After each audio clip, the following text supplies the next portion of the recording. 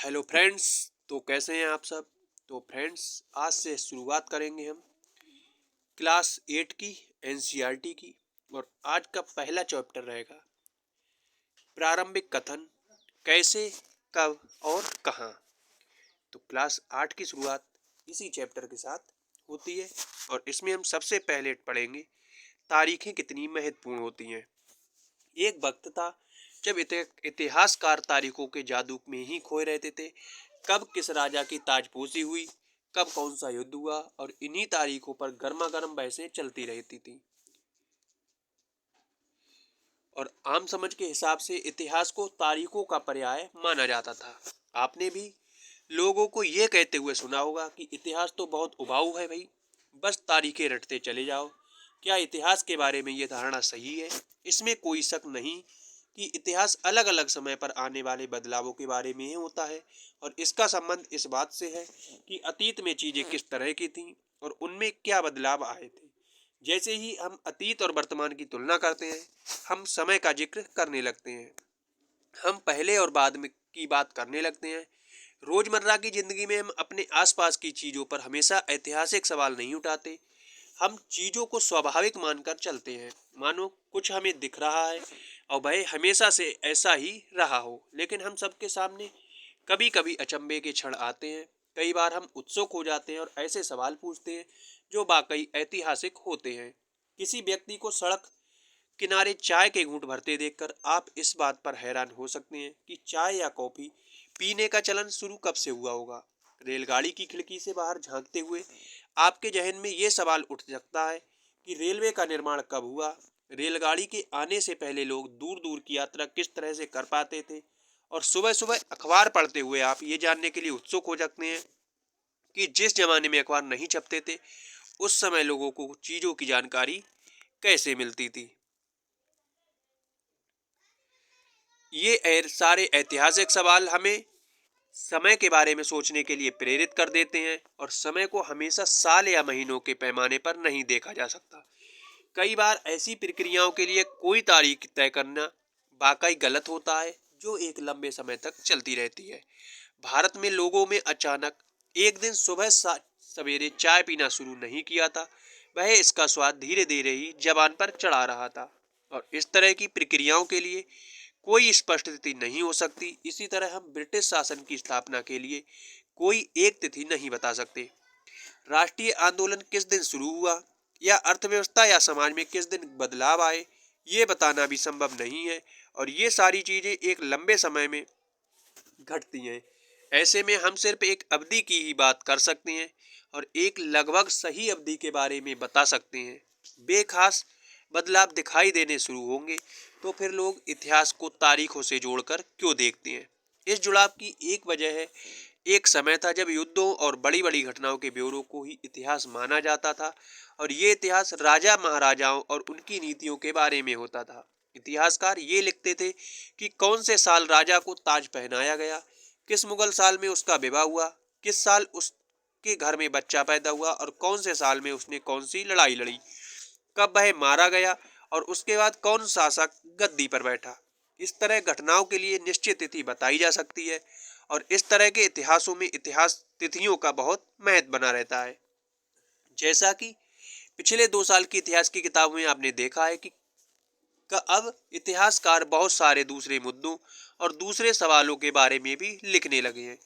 वे इस बात पर ध्यान देते हैं कि लोग किस तरह अपनी रोजी रोटी चलाते थे, वे क्या पैदा करते थे और क्या खाते थे, शहर कैसे बने और बाजार किस तरह फैले, किस तरह रियायतें बनी और नए विचार पनपे, संस्कृति व समाज किस तरह बदले। कौन सी तारीख, कुछ तारीख को महत्वपूर्ण मानने का पैमाना क्या होता है। हम जो तारीखें चुनते हैं, जिन तारीखों के इर्द गिर्द हम अतीत की कहानी बुनते हैं, वे अपने आप में महत्वपूर्ण नहीं होती। वे इसलिए महत्वपूर्ण हो जाती है क्योंकि हम कुछ खास घटनाओं को महत्वपूर्ण मानकर चलने लगते हैं। अगर अध्ययन का विषय बदल जाता है, अगर हम नए मुद्दे पर ध्यान देने लगते हैं, तो महत्वपूर्ण तारीखें भी बदल जाती हैं। उदाहरण के लिए भारत में ब्रिटिश इतिहासकारों ने जो इतिहास लिखे, उनमें हर एक गवर्नर जनरल का शासनकाल बहुत महत्वपूर्ण है क्योंकि ये इतिहास प्रथम गवर्नर जनरल वारेन हेस्टिंग के शासन से शुरू होते थे और आखिरी वायसराय लॉर्ड माउंटबेटन के साथ खत्म होते थे। अलग अलग अध्यायों को हम दूसरे गवर्नर जनरलों Warren Hasting, Wellesley, Bentinck, Dalhousie, Canning, Lawrence, Lytton, Ripon, Curzon, Hardinge, Irwin के बारे में भी पढ़ते हैं।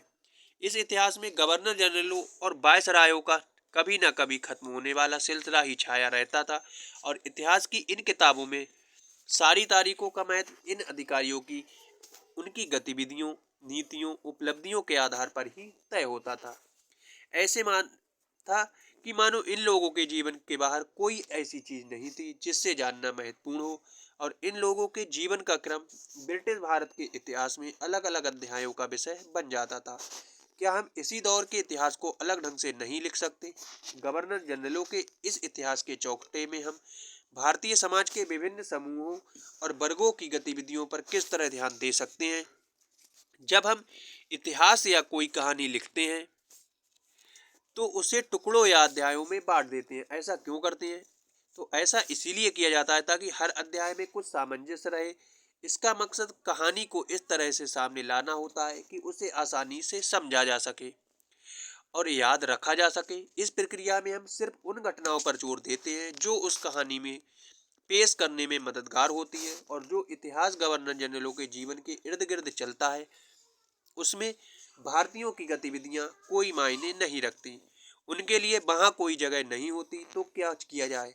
जाहिर है हमें अपने इतिहास का एक अलग खाका बनाना पड़ेगा। इसका मतलब ये है कि अब तक जिन तिथियों का महत्व किया जा रहा था वे महत्वपूर्ण नहीं रहेंगी। हमारे लिए नई तिथियां महत्वपूर्ण हो जाती हैं। हम अवधियां कैसे तय करते हैं?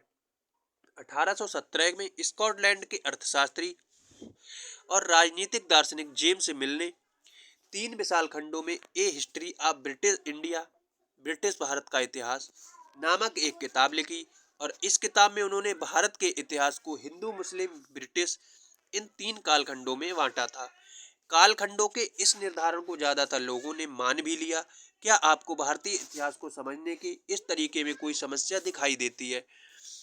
इतिहास को हम अलग अलग कालखंडों में बांटने की कोशिश क्यों करते हैं? और इसकी वजह ये भी है कि हम एक दौर की खासियतों, उसके केंद्रीय तत्वों को पकड़ने की कोशिश करते हैं और इसीलिए ऐसे शब्द महत्वपूर्ण हो जाते हैं जिनके सहारे हम समय समय पर बांटते हैं और ये शब्द अतीत के बारे में हमें विचारों को दर्शाते हैं। वे हमें बताते हैं कि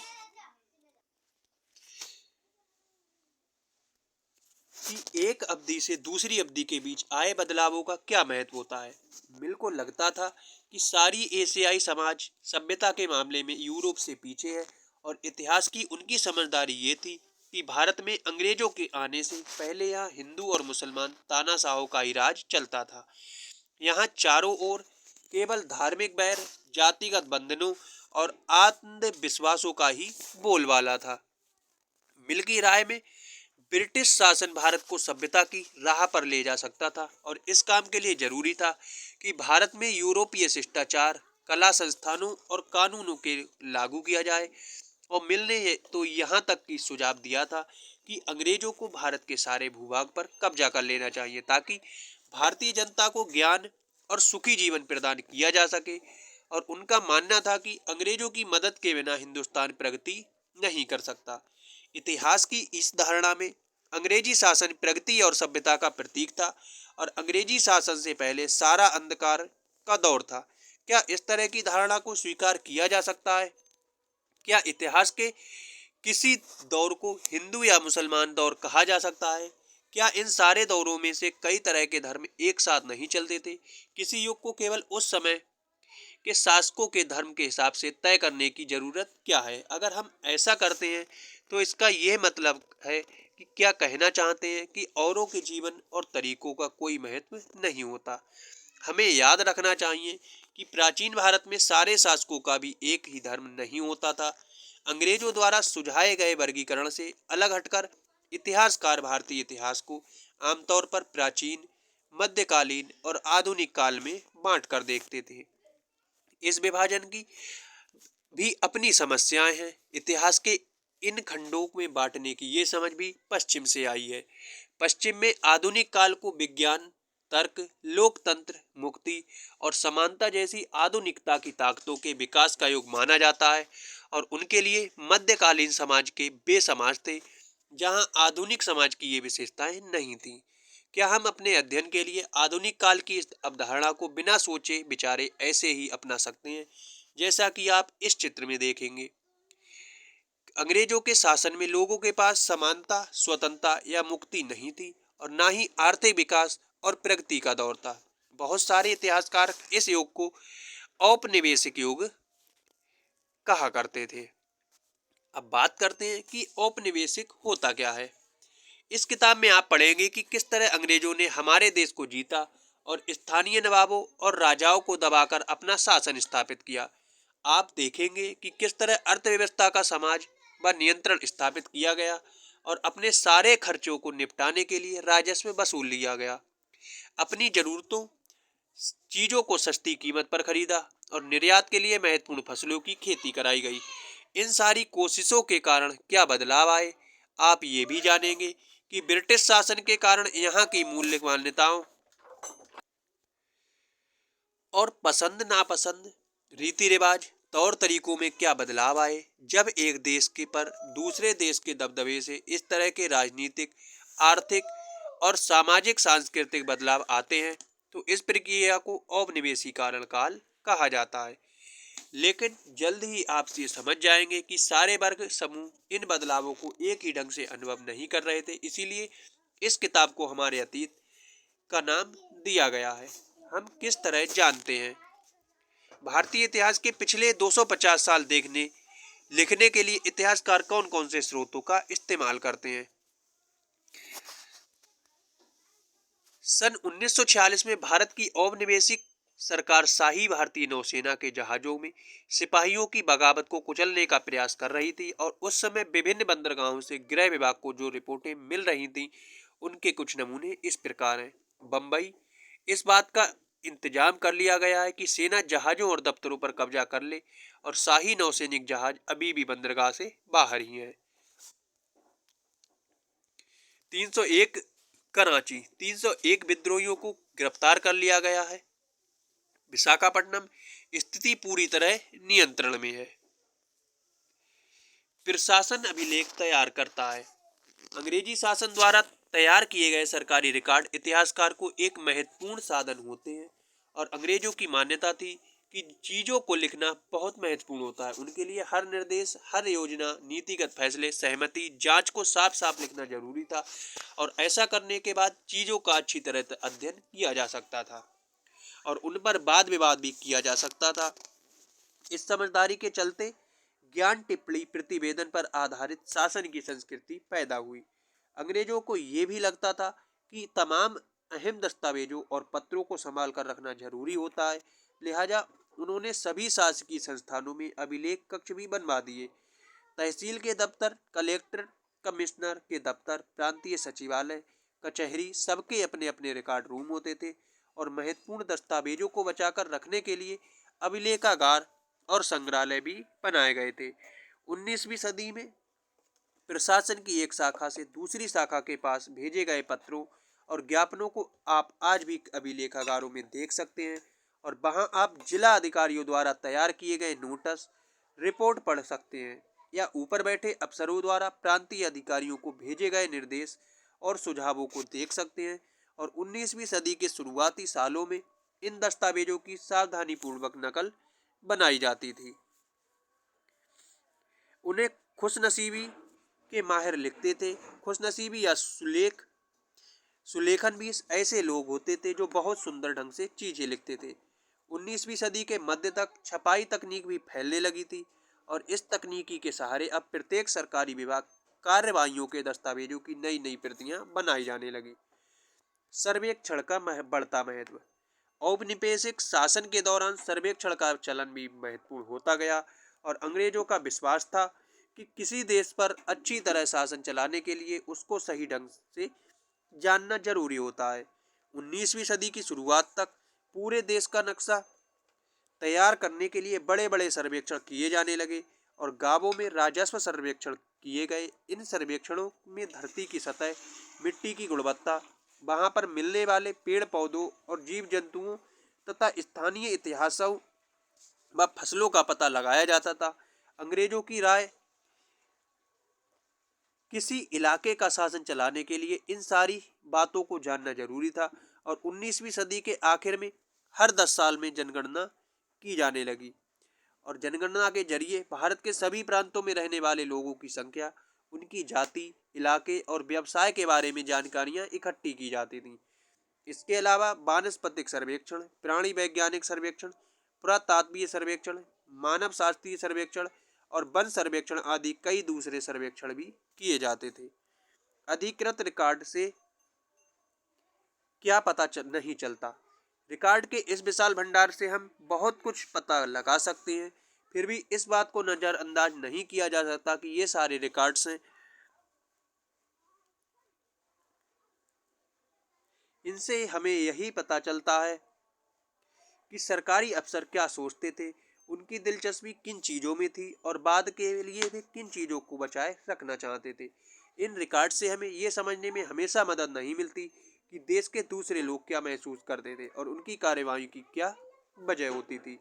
इन बातों को जानने के लिए हमें कहीं और देखना होगा। जब हम ऐसे दूसरे स्रोतों की तलाश में निकलते हैं तो उनकी भी कोई कमी नहीं रहती, लेकिन सरकारी रिकॉर्ड्स के मुकाबले उन्हें ढूंढना जरा मुश्किल साबित होता था। इस लिहाज से लोगों की डायरियाँ, तीर्थ यात्राओं और यात्रियों के संस्मरण, महत्वपूर्ण लोगों की आत्मकथाएं और स्थानीय बाजारों में बिकने वाली लोकप्रिय पुस्तिकाएं महत्वपूर्ण हो जाती हैं। जैसे जैसे छपाई की तकनीकी फैली, अखबार छपने लगे और विभिन्न मुद्दों पर जनता में बहस भी कवियों और उपन्यासों ने अपने भावनाओं में व्यक्त करने के लिए लिखा। लेकिन ये सारे स्रोत उन लोगों ने रचे जो पढ़ना लिखना जानते थे। उनसे हमें ये पता नहीं लगा कि आदिवासी और किसान, खादानों में काम करने वाले मजदूर या सड़कों पर जिंदगी गुजारने वाले गरीब किस तरह के अनुभव से गुजरे रहे थे। अगर हम थोड़ी सी और कोशिश करें तो हम इसके बारे में भी जान सकते हैं। जैसे जैसे आप इस किताब के बारे में आगे पढ़ेंगे, आपको ये बात समझ में आने लगेगी। तो आज का पाठ हमारा यहीं समाप्त होता है। कल मिलते हैं चैप्टर नंबर 2 के साथ। क्लास अच्छी लगी हो तो क्लास को लाइक और चैनल पर नए हो तो चैनल को सब्सक्राइब जरूर कर लें।